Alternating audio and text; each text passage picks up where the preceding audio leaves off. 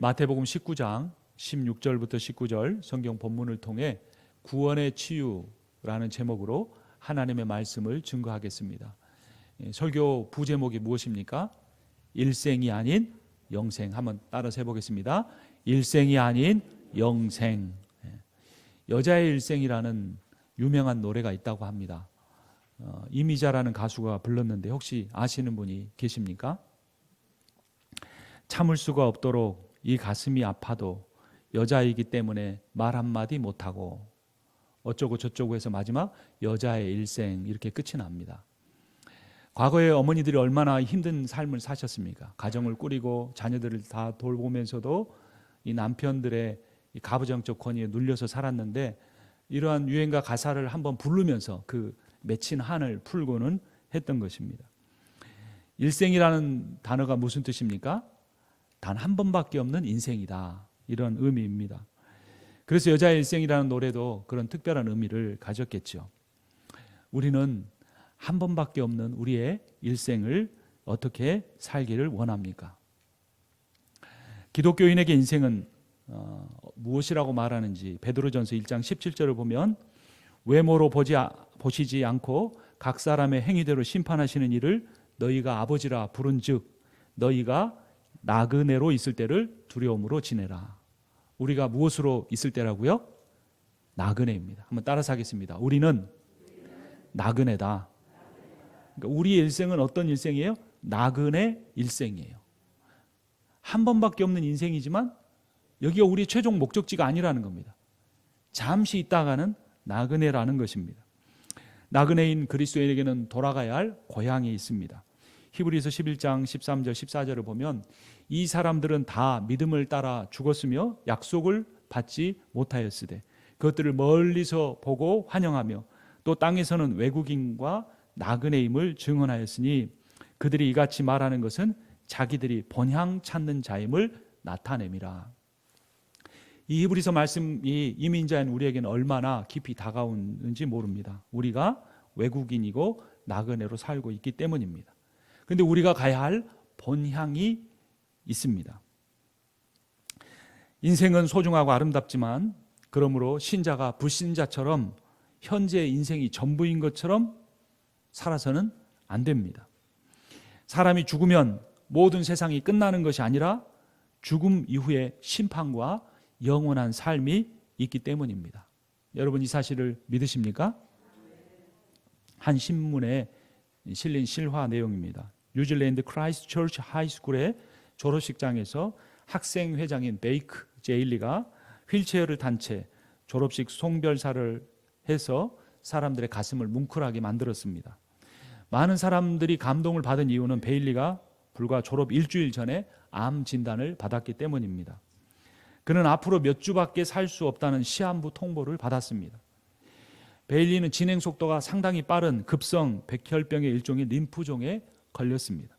병상에서 투병 중이던 그는 의사의 만류에도 불구하고 잠시 외출 허가를 받아 휠체어에 몸을 싣고 동료 학생들이 있는 졸업식장으로 달려왔습니다.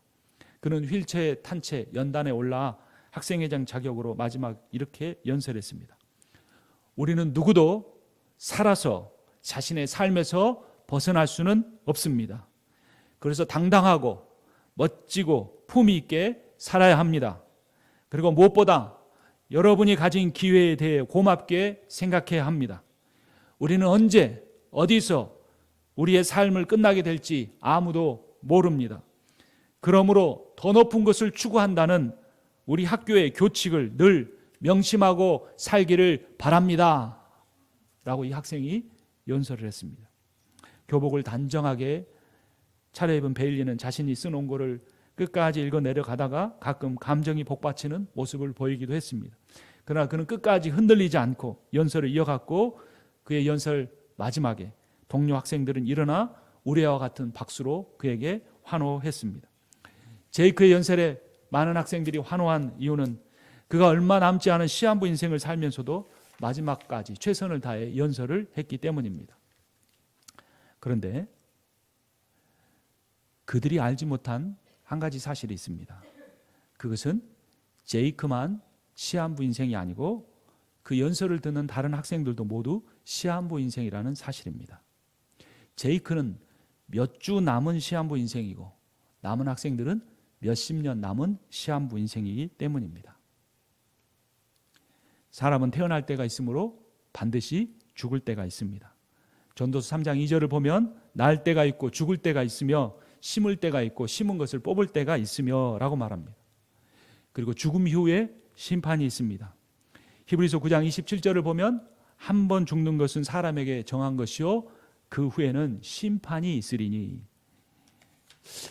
지금의 인생이 전부라면 우리는 돈을 더 많이 벌고 더 성공하기 위해서 살아야 할 겁니다. 근데 우리의 인생이 나그네 인생이고 영원한 삶을 향해 가는, 잠깐 거쳐가는 정류장 같은 것이라면 우리의 인생에 대한 생각과 자세가 달라져야 합니다. 빌립보서 3장 20절에서 사도 바울은 이렇게 말합니다. 그러나 우리의 시민권은 하늘에 있는지라. 여러분, 우리의 시민권이 하늘에 있는 것을 믿으십니까? 미국 시민권보다 훨씬 더 능력 있고 영원한 우리의 시민권은 하늘에 있습니다. 거기로부터 구원하는 자 곧 예수 그리스도를 기다리노니 그는 만물을 자기에게 복종하실 수 있는 자의 역사로 우리의 낮은 몸을 자기 영광의 몸의 형체와 같이 변하게 하시리라. 아멘. 이 땅에서 우리가 어떻게 살았든지 우리는 예수 그리스도로 말미암아 영광스러운 존재가 다 될 것입니다. 그런데 어떤 사람이 그 시민권을 얻느냐? 참 믿음을 가지고 있는 사람만 그 시민권을 받고 영생을 누릴 수 있습니다. 영생이란 영원한 생명이란 뜻이 아니고 하나님의 생명으로 사는 삶이라는 의미가 있습니다. 이 사실을 모르는 한 청년이 있었습니다. 그는 부자였습니다. 그는 영생에 관심이 있었고 그것을 위해 노력하며 인생을 살아왔습니다. 그가 예수님을 찾아와 이렇게 질문합니다. 16절 말씀, 마태복음 19장 16절 말씀 함께 읽습니다. 어떤 사람이 주께 와서 이르되 선생님이여 내가 무슨 선한 일을 하여야 영생을 얻으리까? 그는 예수님에 관한 소문을 듣고 그가 많은 기적들을 행한다는 이야기를 듣고 찾아와 질문했습니다. 그때 예수님은 이렇게 답을 하십니다. 17절 함께 읽습니다. 예수께서 이르시되 어찌하여 선한 일을 내게 묻느냐? 선한 이는 오직 한 분이시니 내가 생명에 들어가려면 계명들을 지키라. 그는 다 지켰다고 대답합니다. 그런데 예수님은 그에게 또 한 가지 요구를 하십니다. 20절 21절을 제가 읽겠습니다. 그 청년이 이르되 이 모든 것을 내가 지켰사온데 아직도 무엇이 부족하니까? 예수께서 이르시되 네가 온전하다고 할진대 가서 너의 소유를 팔아 가난한 자들에게 주라. 그리하면 하늘에서 보화가 내게 있으리니 그리고 와서 나를 따르라 말씀하셨습니다. 그는 근심하며 주님을 떠났습니다. 그가 주님을 떠난 이유를 22절에서 이렇게 말합니다. 우리 함께 읽겠습니다. 그 청년이 재물이 많음으로 이 말씀을 듣고 근심하며 가느니라. 여기서 한 가지 질문이 생깁니다. 예수님께서는 왜 그 청년에게 모든 재산을 팔아서 사람들에게 나눠주라고 했을까요? 이 사람보다 훨씬 더 악하게 산 삭개오에게는 아무런 말씀도 하지 않았습니다. 삭개오가 재산 절반을 팔아 주님께 바치기, 사람들에게 나눠주겠다고 할 때도 더 이상 요구하지 않으셨습니다. 예수님께서 돈을 싫어하셨을까요? 예수님도 제자들과 여인들과 부자들의 경제적인 도움을 받아서 12제자들과 생활을 꾸려 가셨습니다. 여러분, 예수님이 그렇게 하셨을까요? 베드로 밥상을 차려, 빈 밥상을 차려놓으면 밥 나와라 뚝딱 하면 펑 하고 음식이 생겼을까요? 예수님이 오병이어의 기적을 행하신 것은 몇 번밖에 되지 않았습니다. 다른 사람의 재정적 도움으로 사셨던 예수님도 돈의 가치를 잘 아셨을 겁니다. 그런데도 어렸을 때부터 율법을 다 지켰다는 그 청년에 대해서는 그 청년에 대한 부에 대한 관점은 인정하지 않으셨습니다. 왜 그랬을까요? 그는 자신의 선한 행위로 하나님의 영생을 얻을 수 있다고 생각했기 때문입니다. 우리가 명심해야 할 사실이 있습니다. 죄인인 인간의 때 묻은 선행으로는 결코 구원에 이를 수 없습니다. 하나님께서 우리를 의롭다고 하시는 그 선언이 아니고는 아무도 영생에 이를 수 없다는 것입니다. 또 그 청년이 오해한 사실이 한 가지가 있었습니다. 그에게 있어서 영생이란 이 세상의 무엇과도 바꿀 수 없는 최고의 가치가 아니었던 것입니다. 여러분, 영생에는 내가 이 세상에서 누릴 수 있는 그 어떤 것과도 바꿀 수 없는 최고의 가치가 있다는 사실을 믿으십니까? 여러분, 그것을 사모하십니까? 내가 세상의 모든 것을 잃어도 하나님 주신 영생을 얻는다면, 구원을 얻는다면 그것이 나에게 가장 큰 기쁨이다, 그것이 내 인생의 가장 큰 목표라는 마음이 있느냐라는 것입니다. 그런데 대부분 사람들은 그런 큰 관심이 없고 영생이 무엇인지에 대해서도 잘 알지 못합니다. 요한계시록 21장 4절은 영생의 일부분을 이렇게 묘사합니다. 모든 눈물을 그 눈에서 씻기심에 다시 사망이 없고 애통하는 것이나 곡하는 것이나 아픈 것이 다시 있지 아니하리니 처음 것들은 다 지나갔음이로라. 이어지는 11절에서 이렇게 말합니다. 하나님의 영광이 있음에 그 성의 빛이 지극히 귀한 보석 같고 벽옥과 수정같이 맑더라. 인간이 이해할 수 있는 단어로 설명했기 때문에 이 정도밖에 되지 않지만 실제로 하나님이 주시는 영생의 삶은 정말로 놀랍고 신비하고 아름답고 풍성하고 우리가 이 땅에서 누렸던 어떤 기쁨보다 수천 배 수만 배 영원한 기쁨이 충만한 그러한 삶입니다. 여러분, 우리의 일생은 병들고 아프고 슬픕니다. 근데 우리가 알아야 할 사실은 그 우리의 인생이 전부가 아니라는 것입니다. 건강하고 행복하고 사랑이 넘치는 영생이 우리를 기다리고 있다는 것입니다. 이 영생을 우리가 현재의 삶에서 완전히 누리지는 못하지만 우리가 그러한 믿음을 갖고 살면 죽은 뒤에나 부활한 뒤에만 이 영생을 누리는 것이 아니라 오늘날 우리의 삶에서도, 우리 예배를 통해서도 이러한 영생의 기쁨을 받아 누릴 수가 있습니다. 예수께서는 그 부자 청년이 그 영생을 간절히 소망하고 그 영생을 위하여 자신의 모든 삶을 드리기를 원하셨습니다. 그리고 그 예수 그리스도께서는 오늘날 또 한 번의 예배를 드리고 있는 우리들을 향하여서도 그러한 믿음을 갖기를 원하신 것입니다. 그 부자 청년이 예수님을 왜 찾아왔을까요? 자신의 힘으로는 얻을 수 없는 구원을 하나님의 아들이신 예수 그리스도는 줄 수 있다는 그분에 대한 믿음 때문에 그분의 능력과 자비를 구하기 위해서 찾아온 것이 아니었습니다. 그는 나 정도면, 나 정도 산 사람이면, 나 정도 재력이 있고 성공했고 나 정도 율법을 지킨 사람이면 구원을 얻을 수 있지 않겠느냐고 예수님께 평가를 받으려고 온 것입니다. 여러분, 우리는 오늘 예배를 절박함으로 드리러 왔습니까? 아니면 나 정도면 되지 않겠느냐라는 부자 청년의 마음을 가지고 오지는 않았습니까? 그는 물론 하나님을 사랑했습니다. 그러나 그는 하나님보다 돈을 더 사랑했습니다. 그도 영생을 원했습니다. 하지만 그는 영생에 대한 확신보다는 일생에 대한 소망이 더 컸습니다. 그는 하나님과의 관계에도 소홀히 하지 않았습니다. 율법을 하나도 어기지 않고 다 지켰습니다. 부모를 공경하라, 살인하지 말라, 간음하지 말라, 탐심을 갖지 말라는 모든 것을 다 지켰습니다. 그렇게 하나님께 성실했습니다. 그런데 그 하나님과의 관계가 사랑의 관계와 신뢰의 관계가 아니었다는 것이 문제였습니다. 그가 사랑했던 돈의 세계에는 은혜란 없었습니다. 돈은 돈에게 충성한 자에게만 주어집니다. 은혜로 주어지는 돈이란 없습니다. 돈에 인색하고 돈의 목숨을 거는 유대 사회에서 부자가 되기 위해서 그는 얼마나 돈에 충성을 다했고 돈의 목숨을 걸었을까요? 그는 하나님을 돈처럼 생각했습니다.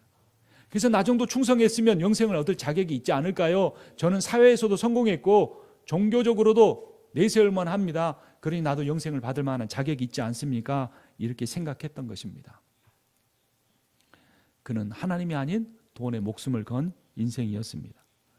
내가 지난 한 주 동안 충성했고 가장 내 온 마음을 드렸던 분은 누구이십니까? 한 칼럼에 보니까 돈에 대한 세 가지 오해라는 내용이 있습니다. 첫 번째 오해는 돈이 좋은 것이긴 하지만 잘 사는 것의 기준은 아니라는 겁니다. 여러분, 한국 사람들이 저 사람 잘 산다 그러면 어떤 의미죠? 저 사람 부자다 그러는 거예요. 어떤 사람이 가난하면 어떻게 산다고 합니까? 저 사람 못 산다 그러는 거예요. 한국 사람의 언어 구조에 아주 부패한 이 죄성이 깊이 뿌리 박혀 있는 것입니다. 돈은 나쁜 것이 아니에요. 좋은 것이에요. 그러나 돈을 많이 갖고 있다고 잘 사는 것이 아닙니다. 돈이 없으면 불편합니다. 그러나 돈이 없다고 가난하다고 못 사는 것이 아니라는 것입니다. 돈을 많이 가지고 있는 사람을 부자라고 말할 수는 있지만 잘 사는 사람이라고 해서는 안 된다는 것입니다. 두 번째, 돈이 좋은 것이긴 하지만 만족을 주지는 못한다는 것입니다.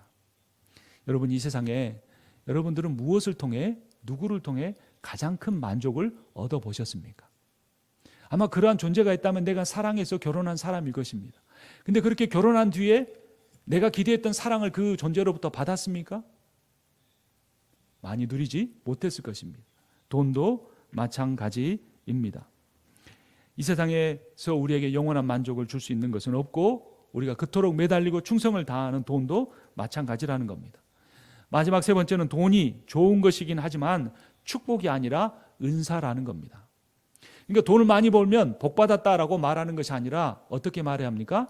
저 사람은 돈 버는 재능이 있다라고 말해야 되는 겁니다. 돈 버는 것, 부자가 된 것을 복 받았다고 말하면 가난하게 사는 사람이 하나님의 복을 받지 못한 것처럼 오해할 수 있기 때문입니다. 은사란 하나님께서 값없이 주는 선물입니다. 그러니까 돈 버는 은사가 있다는 것은 그가 번 돈을 가지고 값없이 받았기 때문에 많은 사람들을 위해서 값없이 사용할 수 있어야 하는 것입니다. 저 사람 돈을 참 잘 쓰네 라고 하는 말에는 두 가지 의미가 있다고 합니다. 하나는 돈을 물 쓰듯이 마구잡이 쓰는 것입니다. 또 하나의 의미는 돈을 적재적소에 잘 쓴다는 의미입니다. 돈 자체가 좋거나 나쁜 것이 아니고 그 사람이 돈을 어떻게 쓰느냐에 따라서 그 사람에게 있는 돈이 가치를 결정한다는 것입니다. 돈을 천박하게 쓰는 사람도 있고 돈을 우아하게 사용하는 사람도 있습니다. 그래서 돈이 우리가 누구인지를 말해주고 그 돈으로 인하여 우리는 시험을 받기도 하고 우리가 하나님의 은혜를 더 많이 누릴 수도 있다는 것입니다. 자본주의 사회에서 돈은 최선의 덕이 될 수 있지만 신앙생활에서 돈은 우리를 교만하게 하는 최악의 덫이 될 수도 있습니다. 돈은 한 번뿐인 우리의 일생을 마음껏 즐길 수 있는 권세는 주지만 우리의 죽음 이후에, 부활 이후에 영원히 계속되는 영생을 주지는 못합니다. 사람이 일생을 위해서만 산다면, 일생이 전부라고 생각하며 산다면 돈을 더 벌기 위해서 살아야 하지만 영생을 위해서 산다면 돈을 도구로 여겨야 합니다. 여러분, 독이 나쁜 것일까요? 좋은 것일까요? 여러분, 약 중에 최고의 약이 무엇인 줄 아십니까? 독입니다. 독을 적당한 양을 적재적소에 쓰면 불치병도 낫게 할 수 있다고 합니다. 제가 의학적 지식이 없으니까 이건 비유이니까 안 믿으셔도 됩니다. 그런데 이 독이 필요 이상으로 사람에게 사용되면 산 사람도 죽일 수 있다라고 하는 것입니다. 이 청년이 노력해서 부자가 된 사실은 그의 일생에만 의미가 있었을 뿐 그의 영생에는 의미가 하나도 없었던 것입니다. 실제로 있었던 일입니다. 어떤 부자는 자신에게 몇 시간만 더 살 수 있게 해준다면 내가 평생 모아놓은 이 돈을 당신에게 다 드리겠습니다라고 의사에게 애걸복걸했다고 합니다. 하지만 아무도 그가 주겠다고 모든 전 재산을 받을 욕심에도 불구하고 그 사람을 몇 시간도 살게 하지 못했습니다. 영생은 율법을 다 지킨다고 해서 얻을 수 있는 것이 아닙니다. 영생은 한 생명이 죽어야만 얻을 수 있는 것입니다. 바로 예수 그리스도께서 그 청년을 위하여 죽으셨기 때문에 그 예수 그리스도를 믿음으로 구원을 얻을 수가 있었는데 그 예수 그리스도를 자신의 인생의 최고의 목표로 삼기만 하면, 믿기만 하면 구원을 얻을 수 있었는데 그 청년은 예수가 누구인 줄 모르고 예수를 만나고 돌아가 구원의 길에서 탈락하고 만 것입니다. 우리는 또 한 번의 예배를 누구를 향하여 드리고 있습니까? 우리가 예배를 드리는 우리의 주님은 우리의 생명의 여탈권을 쥐고 계시는 분이십니다. 우리가 오직 그분을 믿음으로써만 구원을 얻을 수 있고 영생을 얻을 수가 있는 것입니다. 그 부자 청년이 고민하고 근심하며 돌아가 버리자 제자들이 두려웠습니다. 그러자 예수님이 이 부자는 낙타가 바늘기로 들어가는 것보다 천국에 들어가기가 더 어렵다고 말씀하셨습니다. 그러니까 제자들이 더 고민이 됐습니다. 왜냐하면 구약시대 때나 신약시대 때는 부라는 건 하나님이 주신 복이기 때문에 그 부와 신앙이 비례하는 것으로 보았기 때문입니다. 그래서 그들은 낙담했습니다. 사실 제자들은 지금 예수님과 예루살렘에 향하여 가고 있는데 예수님은 십자가에 죽기 위해서 갔지만 제자들은 예루살렘에 들어가 영광스러운 자리를 얻기 위해 갔던 것입니다. 그래서 제자들이 두려웠습니다. 그때 예수님께서 이런 말씀을 하십니다. 26절 함께 읽겠습니다. 예수께서 그들을 보시며 이르시되 사람으로는 할 수 없으나 하나님으로서는 다 하실 수 있느니라. 아멘. 여러분 이 사실을 믿으십니까? 사람으로서는 영생에 이룰 수 없지만 하나님으로서는 다 하실 수 있다는 겁니다. 하나님이 은혜 주시면 어떠한 죄인도 구원하실 수가 있습니다. 그럼 사람으로서는 어떠한 의인이라도 스스로 구원을 받을 수가 없습니다. 그런데 이 말씀을 잘못 인용하면 하나님이 알아서 하시니까 내가 할 몫이 없네, 대충 살아도 되네, 이 말씀이 아닙니다. 오히려 반대입니다. 사람으로 할 수 없기 때문에 사람이 목적으로 하고 살아가는 그 모든 것들을, 우상들을 내려놓고 하나님은 다 하실 수 있기 때문에 하나님이 내 인생의 최고의 우선순위에 오르게 하는 그러한 삶을 살게 되는 것입니다. 인간의 힘으로 구원에 이를 수 없다는 사실이 어떤 사람에게는 주님을 믿음으로 구원을 얻는 은혜를 깨닫게 하지만 다른 사람에게는 구원을 포기하게 만드는 것입니다. 이 부자 청년이 그러한 어리석은 믿음을 갖고 있는 사람이었습니다. 이 세상의 모든 지혜를 다 모아도 영생을 구할 수가 없습니다. 영생은 오직 우리 주 예수 그리스도만이 주실 수 있기 때문입니다. 그분만이 온전한 하나님이면서 온전한 인간이시기 때문입니다. 예수 그리스도만이 죄가 없는 상태에서 많은 사람들을 위하여 죽으셨기 때문입니다. 그 예수 그리스도를 우리의 마음과 우리의 인생의 주인으로 삼을 때에 우리의 영이 성령으로 말미암아 거듭나고 영생을 얻을 수가 있는 것입니다. 재물이나 성공이나 명예나 자아 실현이 한 번뿐이 우리의 일생에서 우리의 마음속에서 하나님께서 앉으셔야 할 그 주인의 자리에 앉아 있지 않는지는 우리가 오늘 예배를 통해 돌아보기를 원합니다. 그리고 함께 찬송하며 우리가 진심으로 하나님 앞에 기도하기를 원합니다. 오늘 내 삶의 주인은 누구이십니까? 지금 예배를 드리는 이 순간에 내 마음의 중심에 자리를 잡고 계시는 분은 누구이십니까? 우리의 심령을 깊이 들여다봐야 할 것입니다. 한 칼럼으로 오늘 설교를 마치려고 합니다. 도스토옙스키라고 하는 소설가를 아십니까? 그는 사형장의 죄수로 이 단두대 앞에 섰습니다. 그런데 단 5분 후면 그가 죽을 수 있는 상황이었는데 이 황제의 칙령을 받은 칙사가 와서 그를 구해 주었습니다. 그는 죽기 5분 전에 단두대 앞에 서서 자신의 신앙을 돌아보았고 하나님께서 나를 살려주신다면 지금부터 내 인생을 하나님을 위해 살겠다고 다짐했습니다. 그리고 그의 기도대로 그는 살아났고 그 이후로부터 그가 쓴 모든 위대한 작품들에 예수 그리스도의 복음의 메시지를 담기 시작했습니다. 중국 사람 위니쩌는 20년 동안 단 하루도 빠지지 않고 사막에 나무를 심었습니다. 그래서 그 황무지에서 살아가는 그 모든 수만 명의 마을 사람들에게 건강한 생명을 주었습니다. 크리스천 동화 작가 권정생은 매일 새벽마다 교회에 종을 치는 것을 자신의 사명으로 여기고 살았습니다. 단 하루도 빠지지 않고 시골교회 그 새벽종을 울리는 삶을 살았고 그렇게 살면서 그는 강아지똥이나 몽실 언니라고 하는 아름다운 명작 동화를 한국 사회에 남겼습니다. 그들의 특징은 하루하루를 인생의 마지막 날이라고 생각하며 살았다는 것입니다. 여러분, 우리에게 남은 날은 며칠이나 될까요? 일생이란 단 한 번뿐인 인생인데 지금은 우리가 일생을 살고 죽은 뒤에 영생을 사는 것일까요? 그렇지 않습니다. 오늘 하루 나에게 주어진 생명이 하나님이 주신 것으로 여기고 믿음으로 받아들이고 하나님과 동행하며 사는 사람의 그 하루는 이미 영생인 것입니다.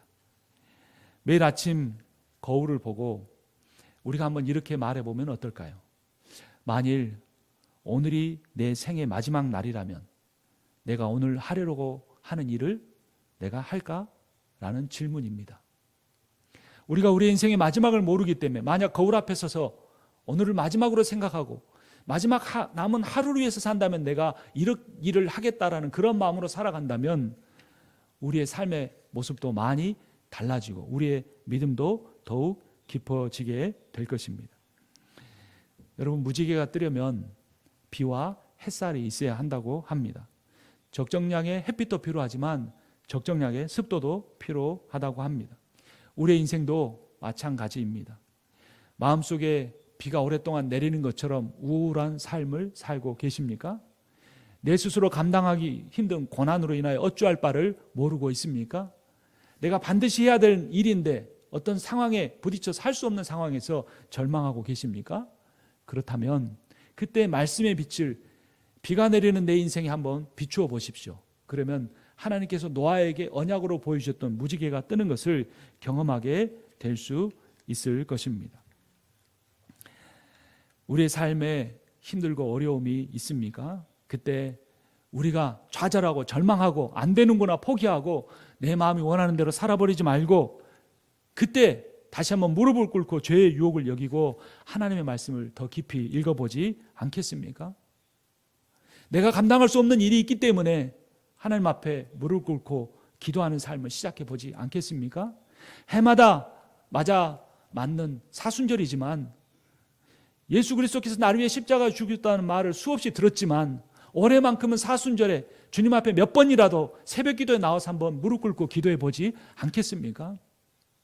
왜냐하면 우리의 일생은 한 번만으로 끝나는 것이 아니고 얼마 남지 모르는 우리가 그러한 일생을 영생을 위해 살 수 있기 때문입니다. 오늘 설교를 베일이라고 하는 학생의 연설로 시작을 했습니다. 그는 더 높은 것을 추구한다는 학교 교훈을 학생들에게 가르쳐주며 마지막 연설을 했습니다.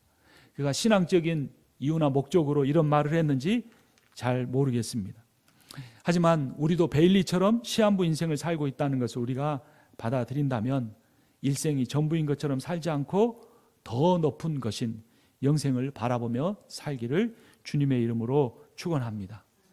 그리고 우리가 영생을 누리기에 합당한 참 믿음을 가지고 살고 있는지 우리 자신을 돌아보기를 바랍니다. 우리가 영생을 바라본다면 하나님의 말씀을 좀 더 읽고 주님의 임재 앞에 우리가 눈을 감고 그분의 은혜를 구하는 기도를 좀 더 드리고 살아가게 되지 않겠습니까? 우리를 사랑하시는 주님이 그분의 일생을 바쳐 우리를 위한 영생의 길이 되셨습니다. 이것이 복음입니다. 그러므로 우리도 우리의 일생을 어느 무엇과도 바꿀 수 없는 가장 그 소중한 일생을 주님이 나를 위해서 준비해 놓으신 영생을 준비한 기회로 삼을 수 있는 것입니다. 여러분, 우리의 행위로는 아무도 구원을 받을 수가 없습니다. 그러나 주님의 은혜이면 충분합니다. 그 주님의 은혜를 내가 철석같이 믿는 반석 같은 믿음 하나면 충분합니다. 그 믿음 가지고 하나님만 바라보며 살아갈 때에 하나님께서 죽은 뒤에 부활 후에 영생을 우리에게 주실 뿐만 아니라 정말로 힘들고 외롭고 슬프고 고단한 우리의 일생이지만 그 일생 가운데 주님이 우리와 동행하심으로 우리가 세상에서 누릴 수 없는 참 기쁨과 자족하는 삶을 살게 주실 것입니다. 우리의 일생 동안 영생을 쫓아 사는 우리가 되기를 영생이신 사랑의 주님과 동행하는 우리가 되기를 주님의 이름으로 축원합니다. 우리 함께 찬양하겠습니다.